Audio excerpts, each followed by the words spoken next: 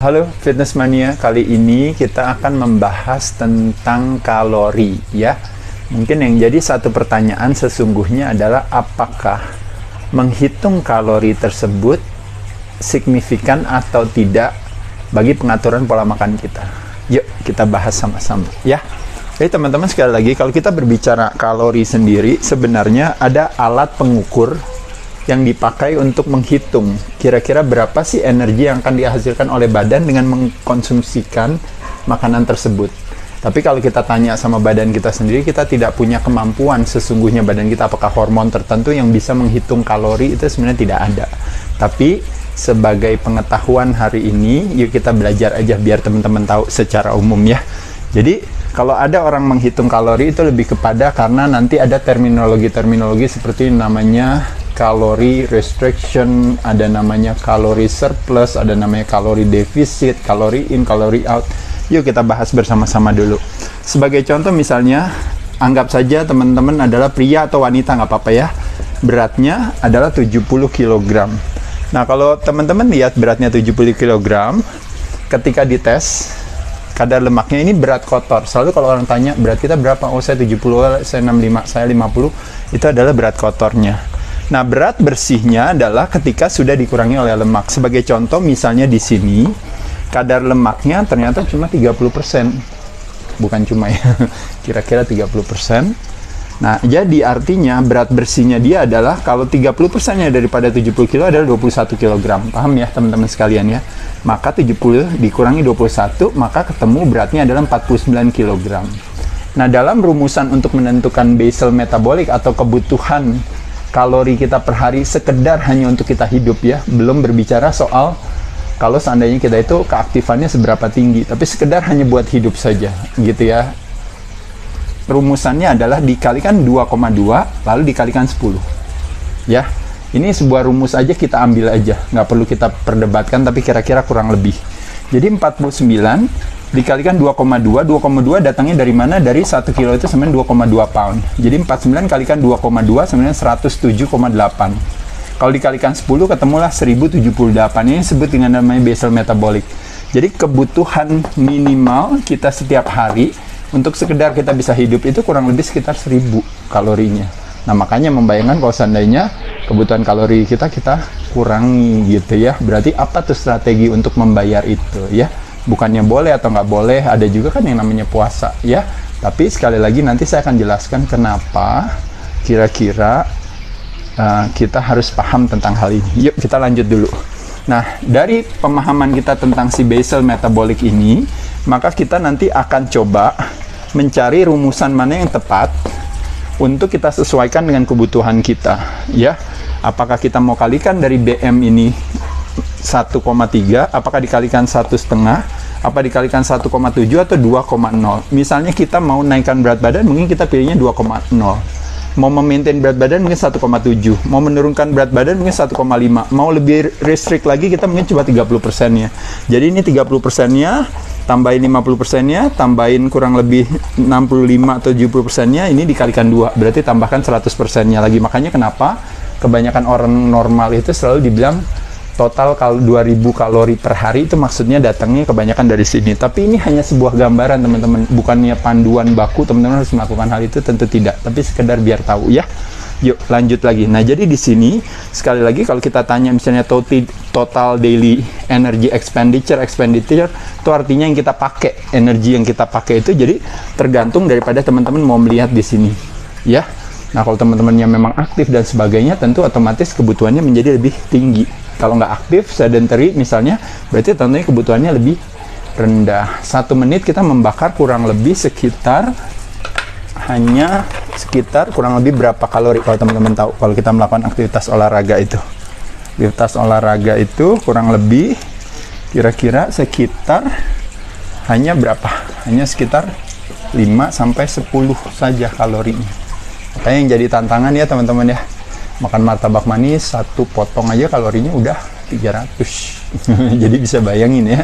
Jadi berarti ngutangnya berapa tuh ya kalau seandainya harus dengan olahraga, kalau kita berbicara konsep daripada penghitungan kalori ini. Tapi kita lanjut lagi dulu. Jadi dari tadi misalnya kita memilih misalnya yang normal saja dikalikan 1,5, maka otomatis 1,5 dikalikan 1600, ya betul ya, dikalikan, maaf, 1078 BM-nya dikalikan 1/2-nya, berarti keluar angkanya adalah 1617 kilokalori per hari kebutuhan kita per hari. 1600 kalori. Nah, teman-teman kita lihat nih rumusan ini, teman-teman paham ya? Kalau 1 gram karbohidrat itu 4 kilokalori. Kalau 1 gram protein itu 4 juga. Lemak itu 9. Kalau alkohol itu 7. Nah, jadi kalau kita lihat di sini, kita translate yuk ke kebutuhan kita per harinya misalnya 1600 kilokalori, ya.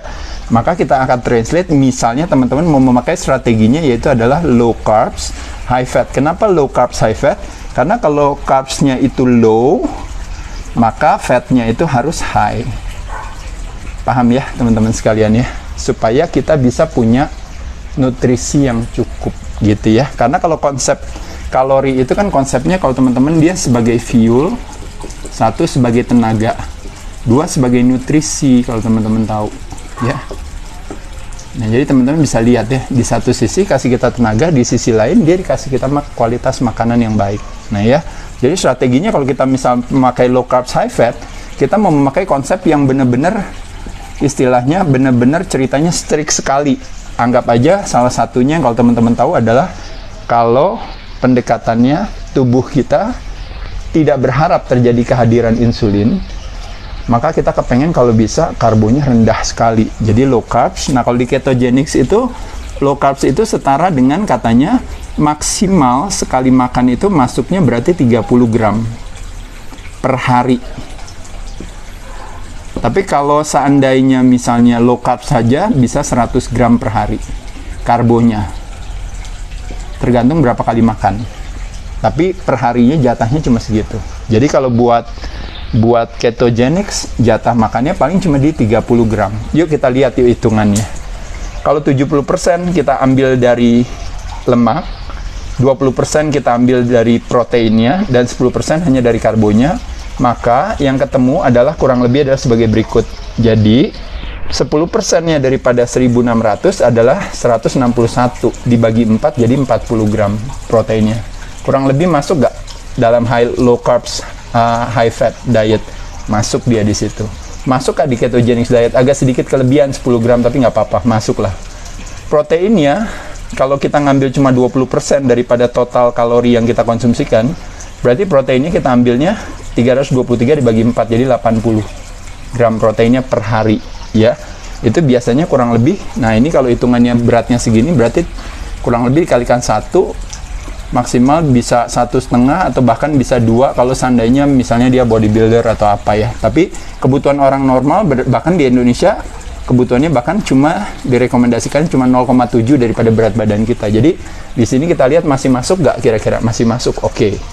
Nah lalu di sini fatnya, nah fatnya yang sangat tinggi ya di sini ya, berarti 125 gram ya fatnya. Berarti ini tergantung mau diambil dari sumber mana. Tentu pilihlah sumbernya yang apa, yang alami, yang apalagi yang omega 3 nya lebih besar rasionya daripada omega 6. Berarti yang apa, yang anti peradangan. Bisa dapat dari mana? Bisa macam-macam ya, dari kuning telur, dari minyak ikan, dari minyak kelapa, MCT oil, bisa dari avocado dan sebagainya. Ya, paham ya teman-teman, udah tahu ya itu. Nah, jadi dari sini udah ketemu semua jumlah makanannya. Nah, ini nanti kita tinggal translate lagi ke sini. Kita mau 1 meal a day, cuma 1 kali, berarti langsung makannya segini. Bisa 2 meal a day, bisa dibagi 2 berarti. Ini dibagi 2, bisa 3 meals a day, bagi 3. Biasanya dikombinasikan dengan IF kan, intermittent fasting, kurang lebih di berapa? Bisa 12-12, bisa 16-8 ya, atau bahkan bisa juga 18-6 ya. Nah ini nanti teman-teman bisa pilih sendiri kayak gitunya. Nah jadi teman-teman dari sini kalau kita berbicara berbicara penghitungan kalori, teman-teman bisa terjemahkan itu ke sini. Tapi yang mau saya sampaikan sama teman-teman adalah sekali lagi, apakah penting menghitung kalori bagi strategi diet kita? Nah, jadi orang selalu beranggapan katanya lemak itu hadir kebanyakan karena apa? Karena kalori yang masuk lebih tinggi daripada kalori yang keluar, makanya sisanya jadi lemak katanya. Tapi apakah sesederhana itu, teman-teman?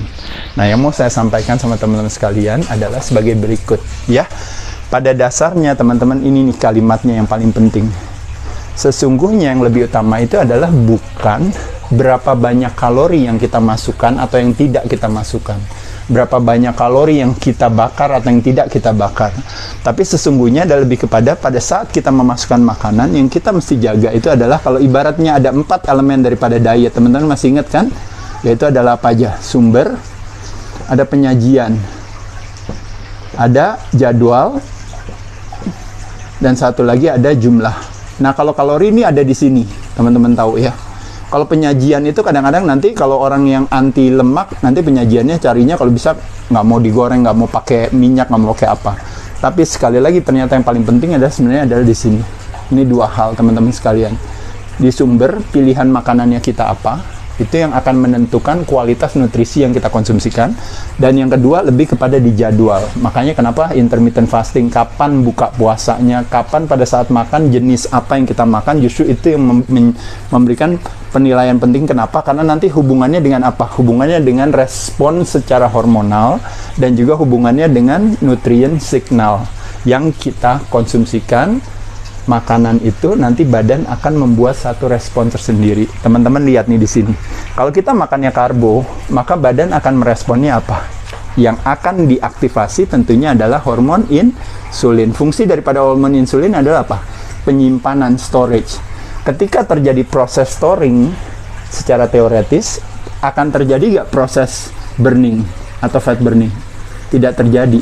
Makanya kenapa kalau teman-teman konsumsi karbo yang terlalu berlebihan, apakah kalorinya maupun sedikit sekalipun, tapi teman-teman trigger insulinnya, maka respon insulinnya tinggi, maka pada saat itulah teman-teman, makanya kenapa akhirnya jadi akan menyimpan itu. Nanti saya kasih contohnya. Kedua, kalau kita konsumsi protein, maka kira-kira apa tuh yang diaktifasi secara hormonal, teman-teman? Salah satunya adalah mTOR, yang hubungannya dengan tujuannya nanti dia akan membuat satu instruksi kepada badan untuk bentuk protein, bentuk otot, dan sebagainya. Selain itu juga ada namanya peptide YY atau peptide YY gitu, yang tujuannya adalah apa? Tujuannya dengan kehadiran dia, akhirnya badan bisa bilang menjadi, aduh kenyang cukup. Makanya teman-teman kalau lagi di buffet ya kadang-kadang makan, habis itu kalau makannya banyakin protein terus aja, all you can eat, teman-teman pasti cepet kenyangnya. Tapi kalau makan karbo, teman-teman nggak kenyang-kenyang. Paham ya? Kenapa karbo nggak kenyang-kenyang? Karena karbo, teman-teman ingat nggak konsepnya? Dia naik, dia bantai turun, dia naik, dia bantai turun, dia naik lagi. Ini yang konsepnya, teman-teman lihat. Jadi waktu kita makan karbonya naik kan? Waktu karbonya naik, insulin hadir, langsung turunin. Di sini yang namanya hyperinsulinemia namanya. Turun ke sini, ini namanya hipoglikemia. Nah, terjadi penurunan waktu hipo di sini terjadi penurunan, pastikan ada signalnya bilang saya lapar. Maka makan lagi, naik lagi, lapar lagi, makan lagi. Makanya kenapa di sini disebut terjadi yang namanya apa, teman-teman sekalian? Roller coasternya energi kita, gara-gara kita konsumsi karbo yang berlebihan, naik turun, naik turun, naik turun. Nah, pada saat kita konsumsi lemak juga, teman-teman juga di sini ada salah satunya namanya, saya sengaja putusin ini supaya biar bacanya lebih gampang. Ini namanya cholecystokinin. Jadi, kalau istilahnya ini adalah hormon yang teraktivasi gara-gara kita konsumsi lemak. Fungsinya apa? Fungsinya juga sama.